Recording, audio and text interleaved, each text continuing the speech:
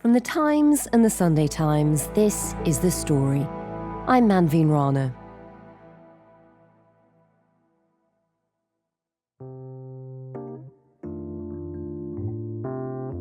On Monday, the 5th of May, 1980, a young Ben Macintyre was having a pretty normal day. I was 17 and I was at home and I was watching the snooker final with my father on television. Well, it looked as if Cliff can pot this red into the corner pocket.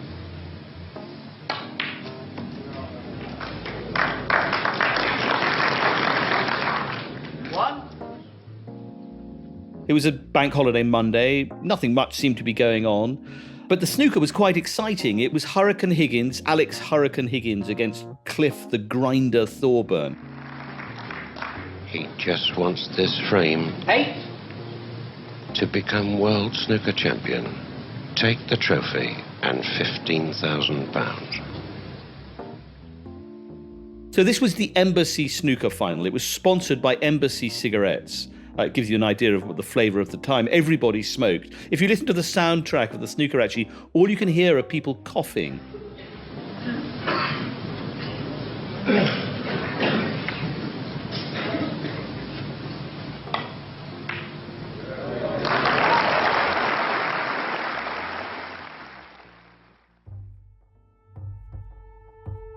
And the commentator, whispering Ted Lowe, said, "And now we move from one embassy to another." There you go, there you go.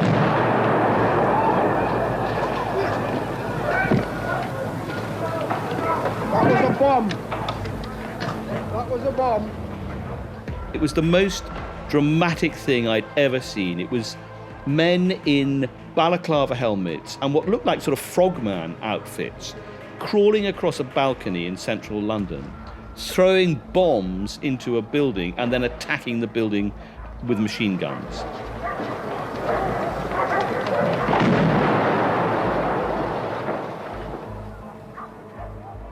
It was quite extraordinary, and this was the culmination of the 1980 Iranian embassy siege.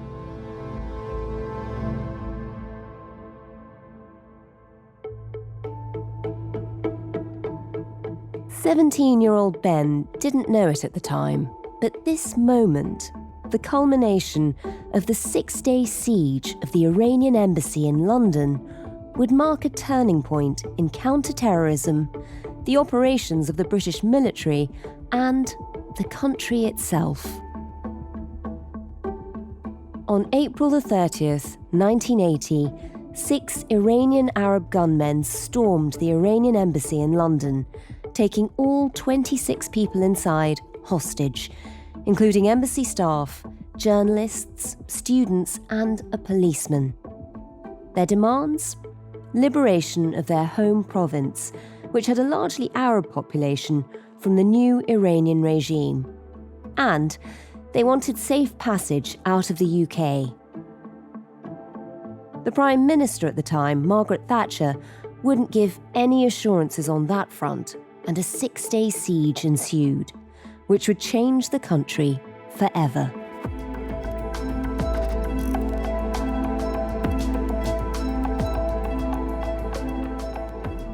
The siege gave birth to a legend that became fixed in our collective psyche.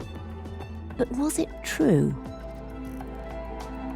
In a new book, Ben Macintyre reveals the real story of those dramatic 6 days, one which is far more complex and more intriguing. I, like many people, believed this was quite a simple story. I thought it was quite a straightforward story of SAS daring do and wicked terrorism. It's not. The story today. Inside the 6-day siege that changed Britain. Ben, that must have been quite a moment at the age of 17 to watch all of that playing live in front of you. What made you go back and revisit that moment now? What made you want to write this book? I've always wanted to write about this incident, actually, partly because it was one of those things, it was so exciting and it was so unprecedented. I mean, I was not alone in watching this. There were 14 million people watching the snooker. That's not even counting the people who were watching the John Wayne film on the other channel. And suddenly we were all watching this incredible unfolding drama. I think it's one of the reasons, Manveen, why I became a journalist in a way. My first job for the Times was as a foreign correspondent. And I think that was one of the reasons, really. I've always wanted to write about this incident. And the real breakthrough for this book was when the Ministry of Defence finally agreed to give formal permission for the surviving members of the SAS who had taken part in the assault to talk openly for the first time. One or two had already broken ranks in a way that the SAS doesn't really like. So this was a kind of controlled way of allowing them to speak for the first time. And it was fabulous. It meant that I could actually piece together, even second by second, what had happened in those closing moments. What I, growing up, had believed to be a very straightforward story, really, of sort of military, male, daring do, brave British soldiers attack the embassy and defeat the evil terrorists. The truth is, the real story is much, much more complicated than that. It's much more interesting than that. In the end, this turned out to be a story about sort of character and personality. It was a great way, I think, of sort of tackling a national myth. And without demolishing that myth or undermining it, and most myths have a basis in reality, actually looking at it in a more sort of sophisticated, I hope, a more sophisticated way of trying to say what was really going on at this moment.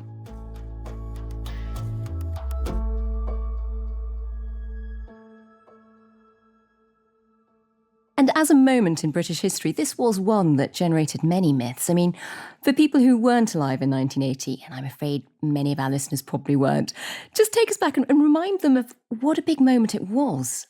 It was highly significant for many reasons, really. One, Margaret Thatcher had been in power for less than a year at this point. This was the first major test of her resolve.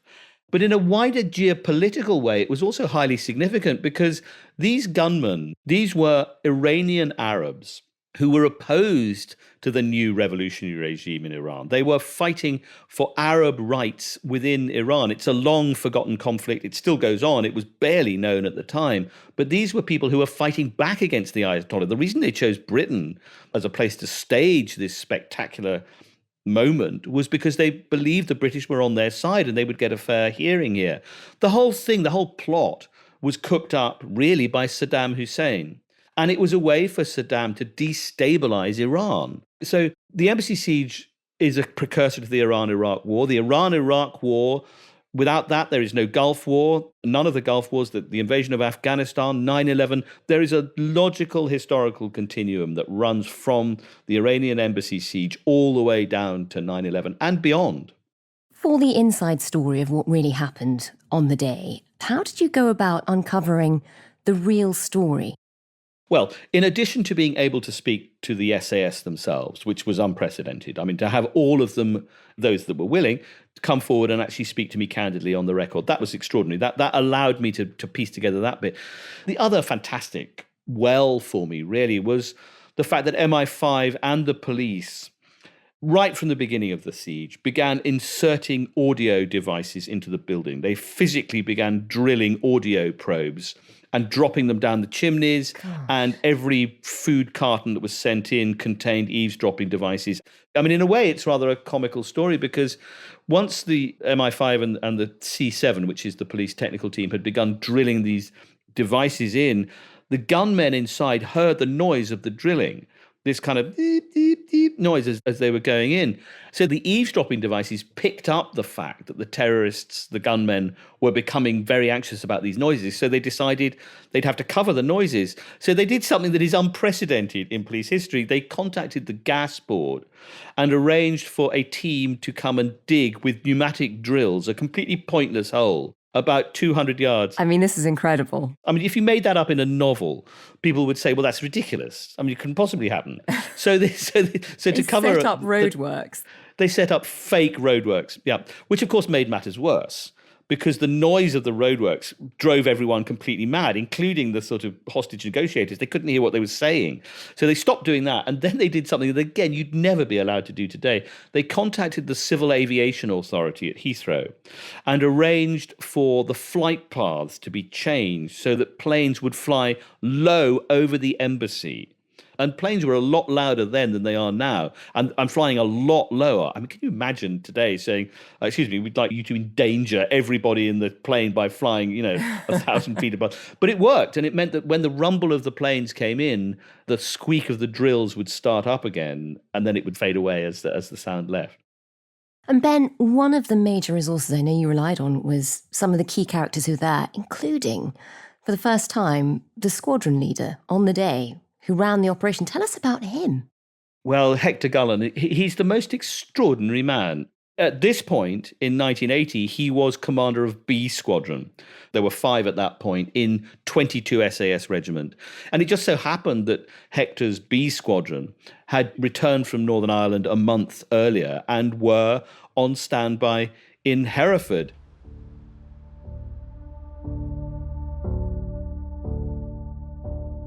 So the SAS were preparing for all sorts of different terrorist hostage situations. In the middle of the SAS barracks, the headquarters in Hereford, is a building called the Killing House, which is a nondescript one-story building.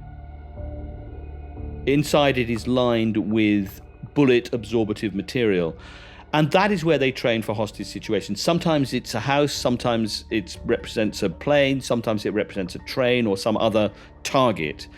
And essentially what the SAS trained to do is to go in there, and there will be different cardboard figures or even human figures inside the building. There may be gas inside it. It might be dark. It might be light. It might be on fire.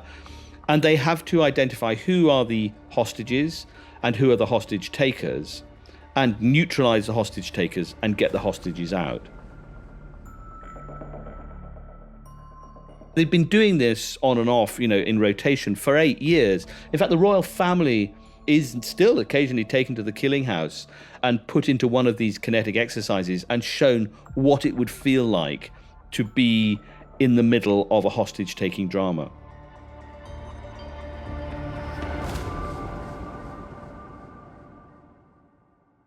In fact, when Prince Charles and then Princess Diana went there, they managed to set fire to her hair with a flashbang. Yeah, it was quite a sort of celebrated occasion. It's still talked about by the regiment. Apparently she was extremely nice about it. She didn't complain too much. And tell us about Hector Gullen. He was in charge on the day. What sort of a commander was he? What sort of a character was he? He already had a pretty big reputation in the regiment. They nicknamed him Hector the Corrector. He had seen considerable action in the Middle East. He was a very distinguished soldier. The tricky thing for the SAS was that they had done every kind of hostage situation except a real one. And so for Hector as well, this was uncharted territory. The very first night, they move surreptitiously into the building next door to the embassy. The next door building was the Royal College of General Practitioners. It was cleared out and the SAS moved in. It's a most elaborate and rather beautiful building containing all sorts of beautiful mahogany furniture and cabinets containing sort of Victorian scalpels and things like that. And the SAS moved in. They brought in their sleeping bags, they unrolled them. And for the next 6 days, that is where they were bivouacked. It became a kind of forward point for the SAS attacking force. And at round the clock, there was a team ready to go in at 10 minutes' notice. They still describe it very vividly, the strange feeling of being inside this, under chandeliers. They'd never been anywhere quite like it. And Hector, by day 5, had been awake for 5 solid days, day and night. His role on the days leading up to the assault was to come up with a plan, what they call a stronghold assault, that would enable them to save the hostages and, if necessary, to neutralize the gunmen. And that evening, and this was on the penultimate day of the siege, and the tension had been ratcheting up like mad, one of his officers said to him, "Boss, you've got to get some sleep." And so they took him upstairs to where they'd made a bed in one of the sort of elaborate 4-poster beds up there in one of the guest rooms. And he fell into it and fell asleep. And woke up at 3 o'clock in the morning, and this is how he describes it. He said he knew what the plan was going to be. He'd sort of worked it out, it's sort of somehow in his sleep. And he went downstairs and took all his notebooks and wrote it out in longhand. I've seen it written out, the sort of minute-by-minute plan of how they would take this building. It was codenamed Operation Nimrod. In the end, what Operation Nimrod was an assault effectively in 6 different parts of the building. They were going to attack from the front across the balconies. They would abseil down the back and try and break in through the second floor windows there. In the meantime, 2 more teams would attack the basement, and they were going to attack from the roof, with the hope and the expectation that the lead gunman, Tawfiq, would be on the negotiating telephone. They'd put a special field telephone into the building, that he would be standing in the hallway on that telephone talking to the police when the bomb went off, and it would give him, in Hector's words, a very close haircut. That is SAS speak for 2.5 tons of glass and metal landing on your head. And when the call finally came, how did it play out? So tension has been rising inside the embassy for days by this point. There is deep antagonism erupting between the Arab gunmen and some of their Iranian captives, in a way who are just as fanatical, just as committed. It comes to a confrontation.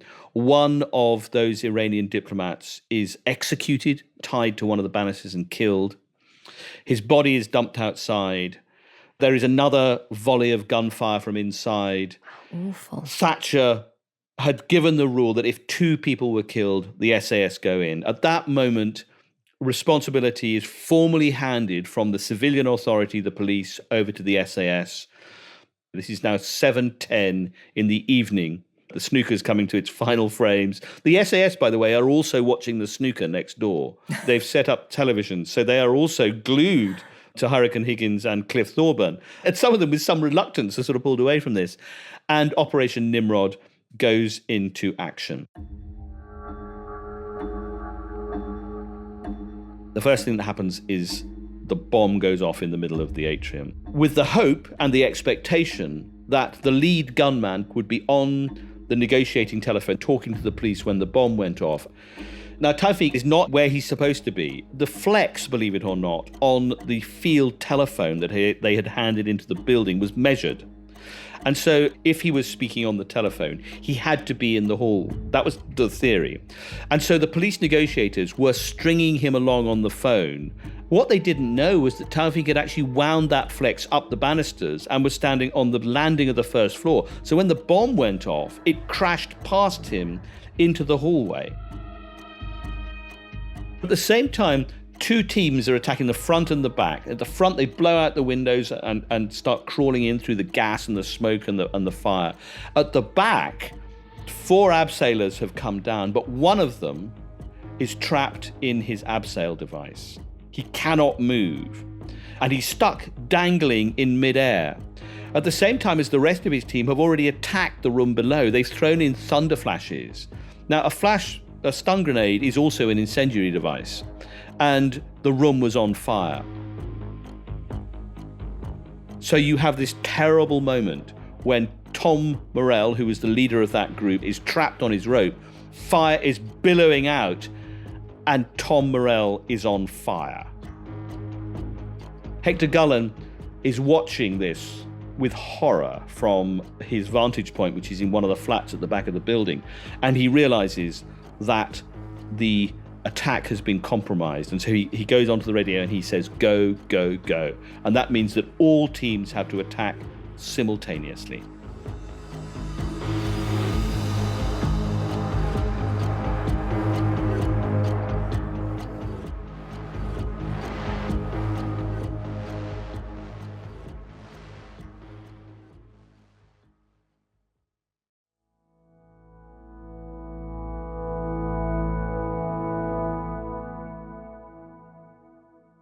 You've described how, for Hector Gullin, he's been planning this manically for days. Things aren't quite going according to plan. In the meantime, what's been happening inside the embassy? You had a very strange situation developing inside, in which the gunmen are, in a way, befriending their own captives. And the captives are growing closer to the gunmen. So inside the building, You have a very complicated set of evolving relationships. The gunman leader, a man whose real name was Tawfiq al-Rashidi, he went by various noms de guerre, but that was his real name, is really a most unlikely terrorist. He was not a kind of fanatical suicide bomber type. He was a highly intelligent man. He'd been university educated. He spoke very, very good English. He spoke German. He spoke lots of languages. Really, he was mounting a protest against the Iranian government, and he didn't want to kill anybody. I mean, he was prepared to. These were men of violence. They were prepared to die, but he's a sort of unlikely figure in some ways, and he wanted the hostages to believe in him. And on the one hand, the relationships between the gunmen are falling apart. Tension is building between the more radical side and those who are saying, no, we need to keep negotiating. At the same time, you've got the hostages, and there are still 22 of them in the building. But again, also between the hostages, you've got different relationships emerging. Some are radical Islamic believers who are actually, I suspect, prepared to die in the same way that the gunmen are. And then you've got 4 British hostages who are desperate to get out. And in a way, the most fascinating of those, I think, and the one who is really the unsung hero of this story is Trevor Locke, who was the Diplomatic Protection Group policeman who was on the front door when the gunmen attacked.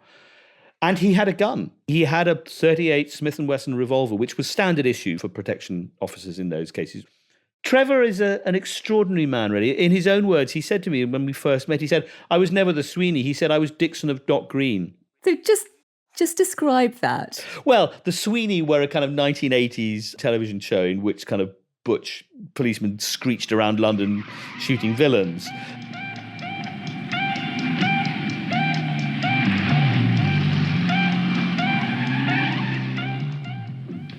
Detective Inspector Regan, Flying Squad. Where's John Menshaw? Jono? What? The old Bill's here. The local Nick? The Sweeney! Coming.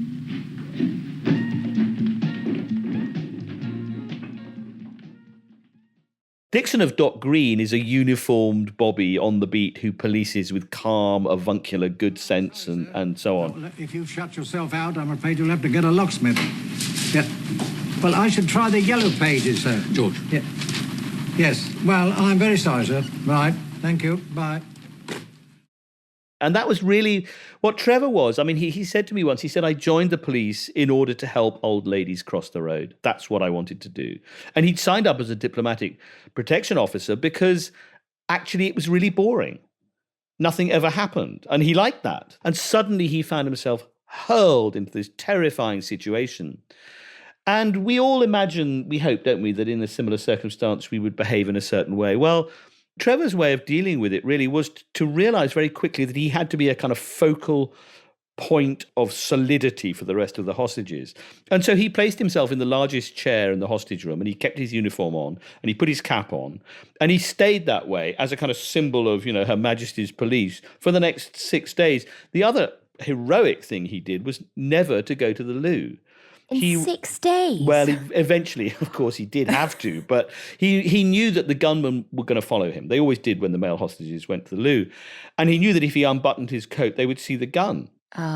So he refused to eat or drink anything, really almost nothing for the entire time he was in there. It's the most heroic case of self-imposed constipation probably in history. But it was one of the ways that he managed to kind of hold the line. But what I love about this story is that it all takes place really inside one room. It's a really focused theatre that I can kind of tell the story almost minute by minute. Well, take us back to that minute-by-minute retelling, because you left us with one of the SAS men hanging. He'd been abseiling down. He's on fire. What happens next?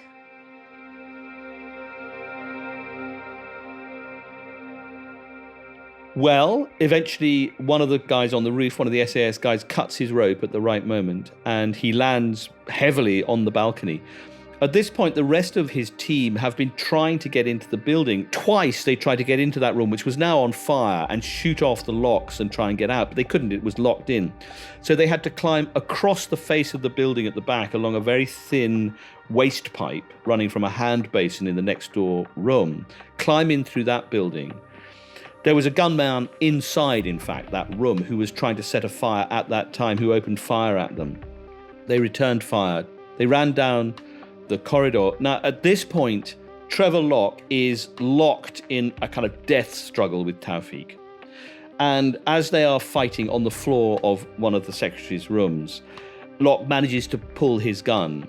And he describes the look of absolute astonishment on the face of Tawfiq, who had no idea that for the last 6 days they'd been in this embassy and Locke had this gun.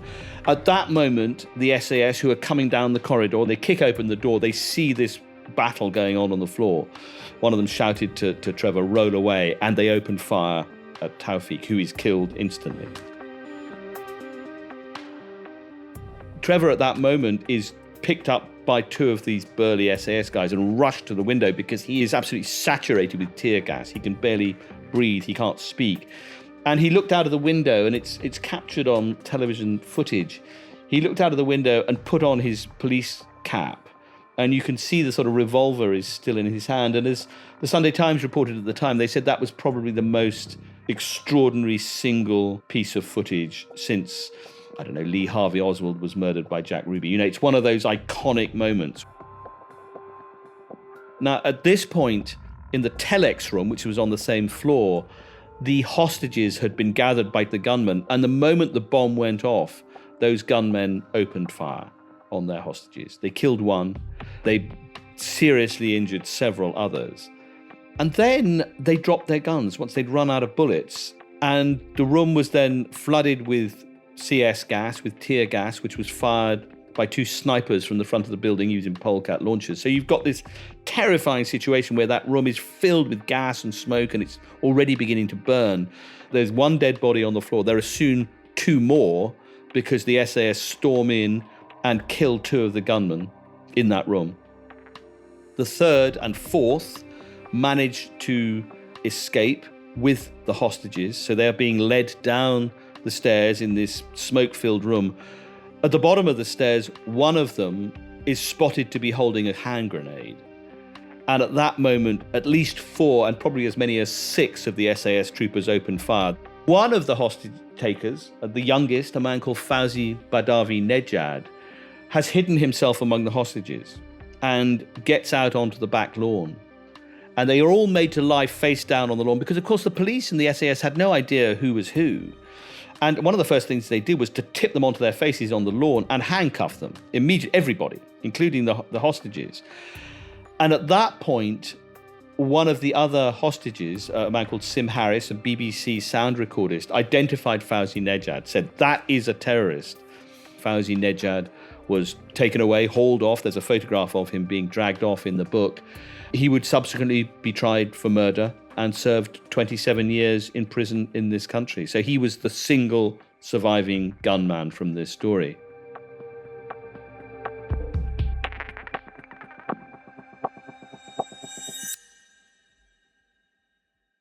And what happened to PC Locke during this time? Well, PC Locke was bundled out of the building. He was sort of dragged back into the corridor, bundled down the stairs, and taken out into the back, and immediately climbed into a waiting van, and then reunited with his long-suffering and extremely relieved wife, Doreen, back in the St. Ermin's Hotel. It's an amazing tale, I think, because it could have gone so badly wrong. Yeah. I mean, when Thatcher authorised it, she was warned that there was likely to be 40% casualties. 40% of the people inside that building would be casualties. That's what she was told. And yet she decided to take the gamble. It was a huge gamble because if it had ended differently, if it had ended in a real bloodbath, and it is still amazing to me, and I know it is amazing also to the SAS who took part, that there were not more injuries. Ben, this was the incident that changed Britain. I mean, what was the impact for the next few weeks and months and years? It solidified Thatcher's hold on power. She became, from this moment, a sort of symbol of resolve, I think, to lots of people. I mean, you could argue about whether she should have allowed the negotiations to go on for longer, whether it could have ended bloodlessly. It's my belief that another day and those gunmen would probably have just given up. But it was hailed as an astonishing triumph. It certainly strengthened her resolve against terrorism. It directly informed her attitude towards Northern Irish terrorism, for example. Ever afterwards, whenever Thatcher did something particularly forthright or kind of resolute, newspaper cartoonists would depict her in full combat gear, abseiling down the outside of Big Ben. It became a kind of motif for her premiership. For the SAS, it was an extraordinary transformation. They had been virtually unknown before this happened. If you asked people in the street, 99 out of 100 would never have heard of the SAS.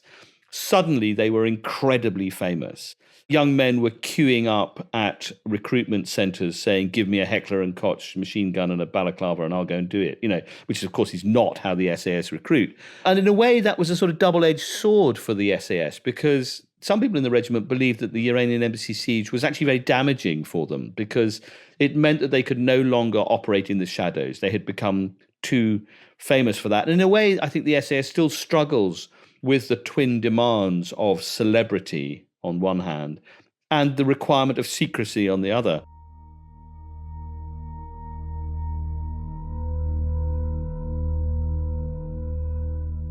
This is a story about people who are utterly convinced of their own moral and religious and sectarian rectitude, and they are battling it out. And the gunmen, I have no brief for them. They were, I'm not trying to defend them in any way, but they have their own stories. They had been brutalized by what was happening in Iran. Their attempts to gain political rights for the oppressed Arab minority in Iran had met with savage repression. They'd all lost family members. The quickest way to turn a man into a killer is to kill the thing that he loves. And we see that happening in the Middle East today. So this is a story from 43 years ago, but it is also a story enduringly of our times. And Ben, how about Hector Gullen, the man who organised the assault that finally ended the siege? How does he reflect on it now? Well, Hector's a remarkable man. I mean, he went on to fight in the Falklands. He then he was employed by the War Crimes Tribunal in The Hague to sort of hunt down Bosnian war criminals. He then retired and became a ski instructor in Norway. If you met Hector today, he's got long grey hair and a bandana, wears shorts all the year round. He lives in Cornwall with his lovely wife, Lily. I've been to stay with them many times. He makes a fine brew of nettle wine. You eat the mackerel that he's caught from his kayak. He paddles 30 miles out off the Cornish coast most days. He's an extraordinary man. The one thing he is absolutely insistent on in every conversation that one has is that this was a team effort, that there is no one individual who made it happen, and luck. I mean, that is the one thing that Hector says time and again, is that we had luck on our side. And I think for all of them, actually, but perhaps particularly for Trevor Locke and for Hector Gullen, being able to talk about this for the first time, I think for both of them, and perhaps other witnesses too, it's been quite a cathartic experience. I hope that it's been quite helpful for them too. And Hector is made of some astonishing granite material. And if you see a figure with long grey hair and a bandana paddling out to sea off the Cornish coast, that will be Hector Gullen. A rock star ski instructor now. Absolutely. When he's quite funny about it. When he's doing his ski instructing, he still does it every year in Norway. His pupils have got wind of who he is. And occasionally they say to him, "Were you in the SAS?" And he says, "Look at me. Look at my long grey hair and my bandana. Do I look like I was in the SAS?" Ben, thank you so much. What a story. Pleasure. Thoroughly enjoyed it.